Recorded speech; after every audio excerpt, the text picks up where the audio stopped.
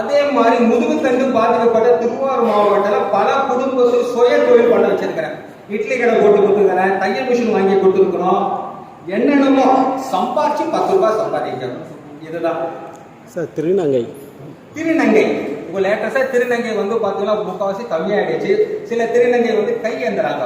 அப்படிப்பட்ட திருநங்கைக்கு 18,000 ரூபாய் கொடுத்து தையல் மிஷின் வாங்கி கொடுத்து தையல் மிஷின் சம்பாதிக்க வச்சிருக்கோம்.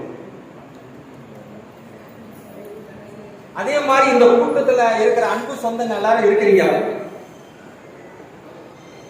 உங்களுக்கு ஏதாவது பிசினஸ் சிறு தொழில் பண்ணணும்னா ஆசைப்பட்டீங்களா? நான் 10 ரூபாய் சம்பாதிக்கணும், கஷ்டப்பட்டு சம்பாதிக்கணும், சிறு தொழில் பண்ணணும்னு ஆசைப்பட்டீங்களா சொல்லுங்க, நாங்க பண்ணி கொடுத்தோம்.